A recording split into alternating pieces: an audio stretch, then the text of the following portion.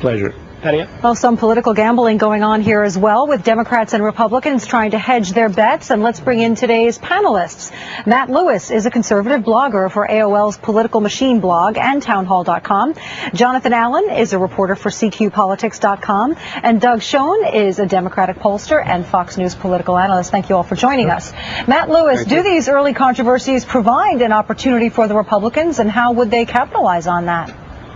Absolutely. I mean, I agree with what Bill Kristol's had to say about this, that, you know, first of all, philosophically, I don't agree with the stimulus anyway, but putting that aside, just politically speaking, Barack Obama had an opportunity here to have a big victory, and really it's very tainted. I mean, we've got, you know, we mentioned the train thing from Disneyland to Vegas, but there's also a lot of money in there for the National Endowment of the Arts.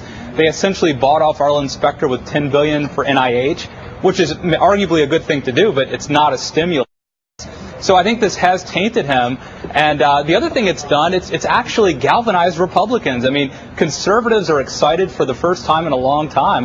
Look at the conservative blogs out there. You can tell there's a rejuvenation that I haven't seen in a long time. Let's get the other panelists in there. Jonathan Allen, it's interesting to hear someone saying that, you know, one of the parties is happy to hear that the other party might have run into some trouble. Is it sort of unseemly to be salivating over some pitfalls in a new administration?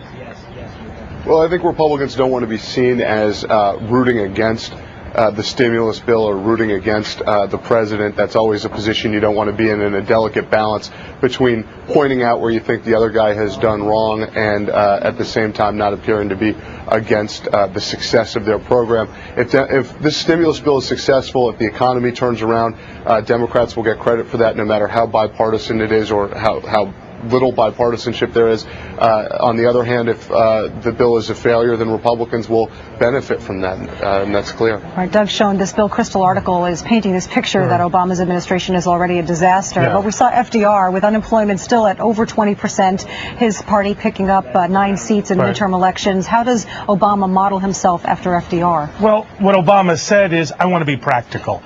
And you can pick at different parts of the stimulus package and say you don't like them. At bottom line, it's going to contribute about 3.5 million jobs, Patty Ann, in the next year and a half, 2 years. We need those jobs. We need the infrastructure rebuilt. We need the education funded. So it's got to happen. And if it works, it will produce political benefits as they did for FDR. All right, Matt Lewis, President Obama, you know, promised change, and he is certainly shaking things up. One of the things that came out again over the weekend is that President Obama, as promised, will be reinstating federal funding for embryonic stem cell research. This just as researchers say they're finding promise with adult stem cells from testicles and hair. Is this the right time to bring up this controversy again?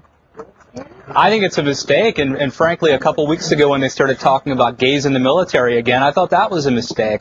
You know, Barack Obama needs to go back and look at what happened to Bill Clinton his first couple of years in office, because it seems like he's maybe trying to relive that. Why on earth would he want to sort of galvanize the social conservative movement and the culture wars? You know, they've been dormant for all this time, and all of a sudden he's going out of his way to try to create trouble. 2 seconds there. Patty Ann, stem cell research is supported by 2/3 of the American people. We need it to save lives, to make advances on cancer. It's not stem cell research, it's embryonic stem cell research. Yeah, I understand, but we need the research. We're going to have to leave it there. Doug Schoen, for healthcare. Matt Lewis, Jonathan Allen, thank you all three for joining us. Trace? Thank you.